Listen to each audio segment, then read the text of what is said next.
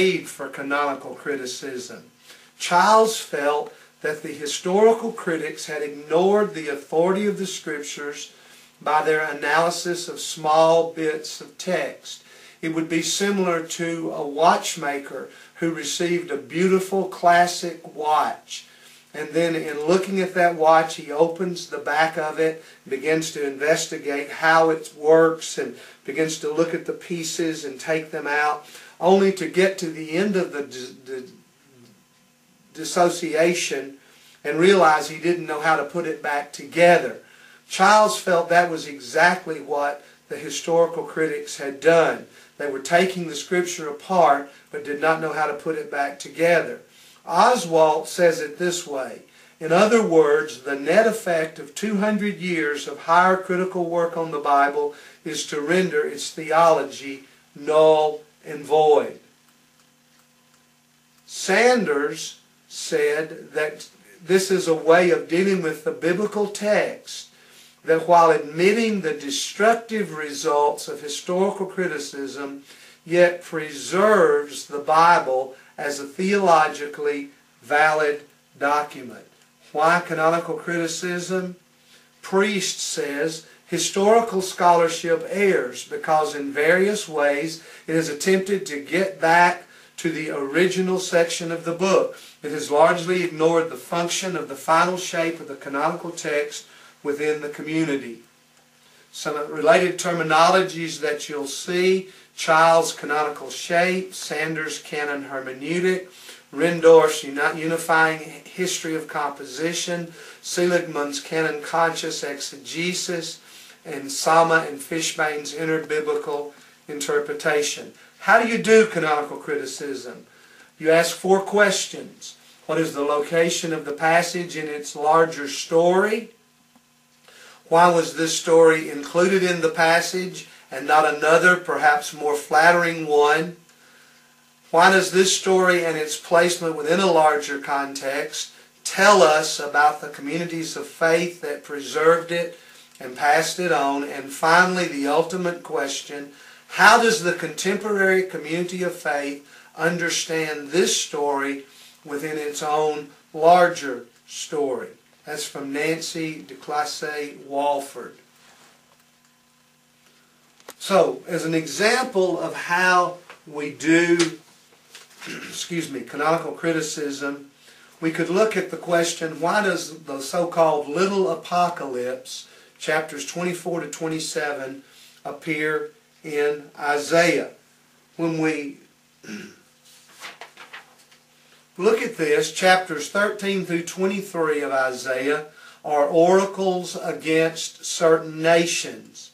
Chapters 28 to 33 are pronouncements against the false leaders of Judah. But chapters 24 through 27 are an apocalyptic passage.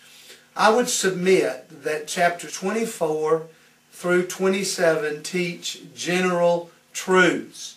That is, the particular truths that are spoken against the nations in chapters 13 through 23 are concluded by the general pronouncements about God and the nature of God that appear in chapters 24 through 27.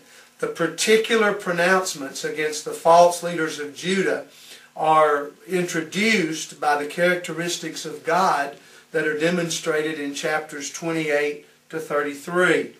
A second example of how canonical criticism is done is found in Luke chapter 4, verses 16 through 30. The first part of the chapter, Jesus appears in Nazareth. As he appears in Nazareth, the people accept him and are glad he's there. He quotes from Isaiah chapter 61 as he tells them that now this time is fulfilled. The end of the chapter, however, he talks about as it was in the days of Elijah and speaks of perhaps the blessings of God coming on other people. And the crowd becomes very angry. A way to understand this is to use what Sanders calls comparative midrash. That is, a consideration of the traditions of that time. The Qumran community had two particular axioms of interpretation. First of all, they had an eschatological point, that is, that everything in the Old Testament Scriptures applied to them, that they were to be blessed. And secondly, there was a constitutive approach or an axiom in the interpretation of Old Testament Scripture, and that is the blessings applied to Israel and the curses applied to the people who were not Israel. Having realized that, when Jesus quoted the passage in Isaiah 61 in verses 18 through 21, he met the first criterion. That is, he interpreted the Scripture, the fulfillment of the eschatology, as applying to Israel. But when he quoted the second part, he began to violate their second principle of interpretation. That is, he went against the way that the community currently constituted the Scripture. And he pointed out that there were going to be blessings to the people that they believed the curses would go to. He made them very angry because they were offended at his hermeneutic. The way he interpreted the Scripture disturbed them.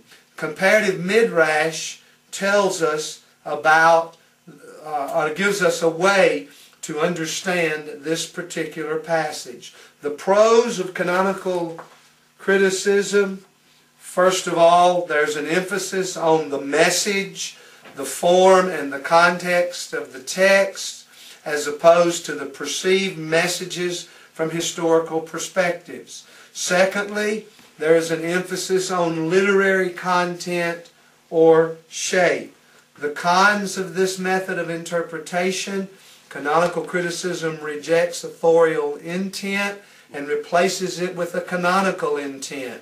That is, we don't necessarily look at what the author meant, but we interpret the Scripture in line with the other Scriptures of the canon.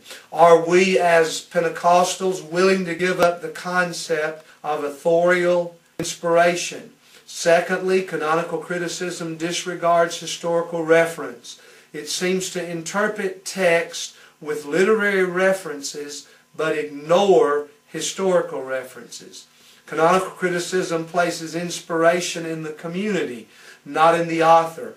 But Hebrews tells us that God spake to the fathers by the prophets, not by the community. Does it undermine the authority of Scripture? Oswalt believes it does. Deuteronomy is not a revelation of God to Moses.